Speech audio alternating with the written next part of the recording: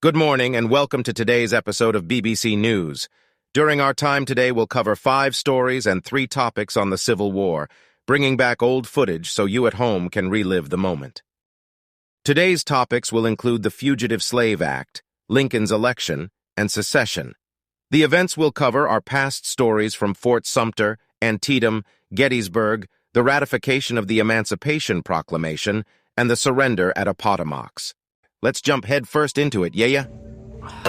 Charlie Smith here for BBL News. Here, today, on January 1st, 1863, Lincoln has officially issued his Emancipation Proclamation.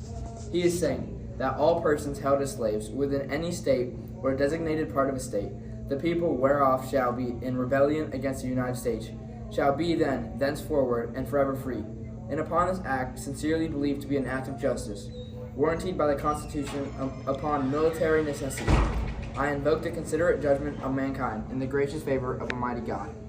This proclamation does not free any slaves immediately, because it is applied to only areas behind Confederate lines, outside of Union control. Since the proclamation was a military action aimed at the states in rebellion, it does not apply to Southern territory already occupied by Union troops, nor to the slave states that had been not seceded. Not everyone in the North approves of this Emancipation Proclamation. However, the Democrats claims that it would only prolong the war by antagonizing the South. Confederates react to the proclamation with complete outrage. Jefferson Davis called it the most hateful measure recorded in the history of guilty man. After the Emancipation Proclamation, compromise is no longer an option. The Confederacy knows that if it's lost, its slaveholding society would perish, and the Union knew it could only win by completely defeating the Confederacy.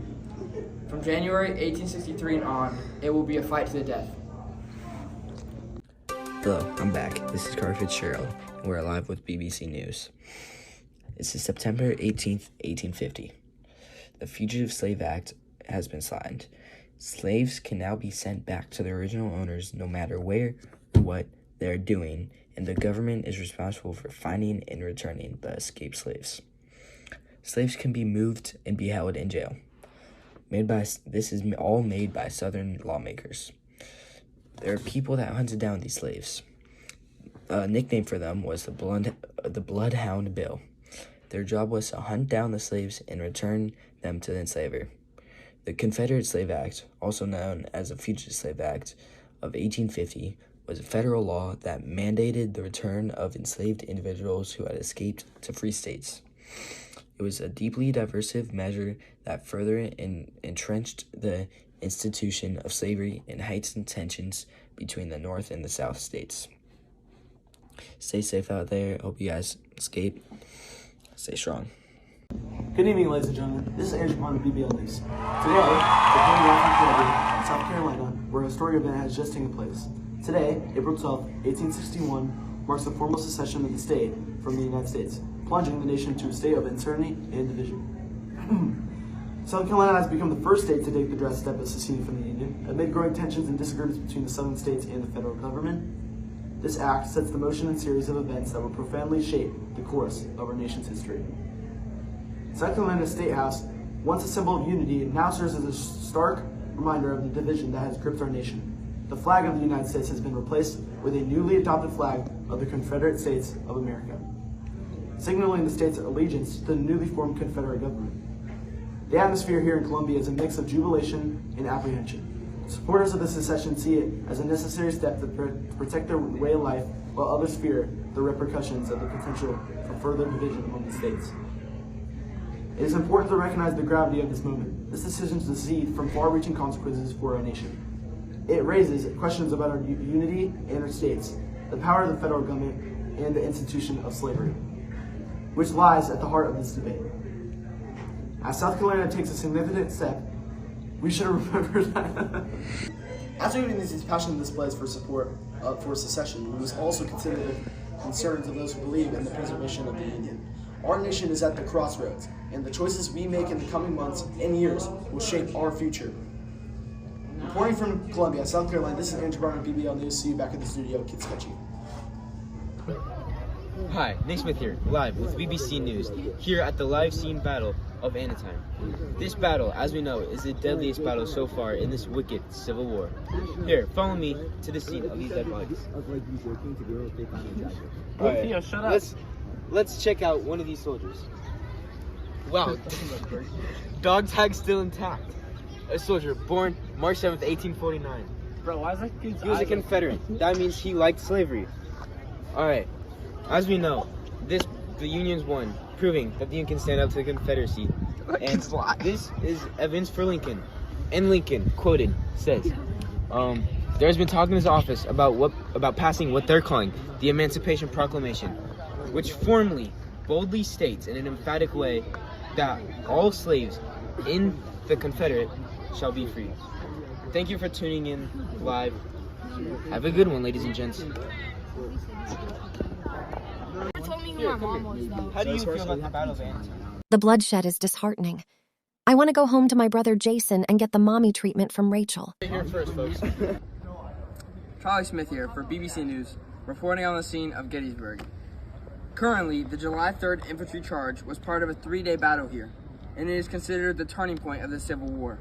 The Battle of Gettysburg has crippled the South so badly that General Lee would never again possess sufficient forces enough to invade a northern state. When Hill's troops marched toward Gettysburg, they ran into a couple of brigades of Union cavalry under the command of John Bufford, an experienced officer from Illinois. The northern armies, now under the control of Command General George Meade, that were north and west of Gettysburg, began to fall back under a furious rebel assault. The Confederates took control of the town. Lee knew, however, that the battle would not be won unless the Northerners were also forced to yield their positions on Cemetery Ridge, the high ground south of Gettysburg. On July 2nd, almost 90,000 Yankees and 75,000 Confederates stood ready to fight for this town of Gettysburg. Chamberlain and his men succeeded in saving the Union lines from certain rebel artillery's attack from Little Round Top. Although the Union troops had given some ground, their lines still had held at the close of day. Early in the afternoon of July 3rd, Lee ordered an infantry barrage on the middle of the Union lines. For 2 hours, the two armies fired at one another in a vicious exchange that could be heard all the way in Pittsburgh. The 3-day battle produced staggering losses. Total casualties were more than 30%. The Union losses included 23,000 men killed or wounded. For the Confederacy, approximately 28,000 were killed or wounded. Back to the studio. Hello, this is Carter Fitzgerald coming in live from BBC News. This is breaking news. The Civil War has officially started. At the entrance of Charleston Harbor holds a distinct place of being where the Civil War, where the first shots were fired of the Civil War, and this is 1861. 1 have been found dead and 3 have been badly wounded. We do not know if they're going to live. Confederate troops fired on Fort Sumter in South Carolina's Charleston Harbor. Fort Sumter was not yet ready and their cannons were not loaded. They may lose this battle. The island was originally a sandbar, but has been turned into a fort to protect the mainland. Citizens in Maryland and the mainland were getting joy from this, and happy the start of the war has begun. They're ready to fight for their freedom. They're watching and cheering for the mainland. Hopefully you come out strong, stay safe. Let's win the Civil War. Good evening, ladies and gentlemen. This is Andrew Barton from BBL News reporting live from Appomattox Courthouse, where history has just been made. Today, April 9th, 1865, marks a significant turning point in the American Civil War. Just moments ago, Robert E. Lee, Confederate States Army, formally surrendered to Ulysses S. Grant of the Union Army, effectively ending 4 years of bloodshed and strife. Dude, stop recording, bro. Bro, just keep going. Ready, go. Just keep going. I'm going to cut it out. The surrender took place at the McLean House, located nearby.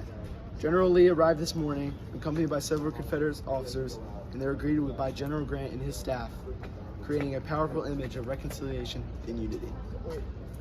Inside the McLean House, the atmosphere was tense yet hopeful, and the terms of surrender were negotiated with great care. These both generals displayed the utmost respect for one another, and it was a moment that reflected the weight of the war's impact on the nation.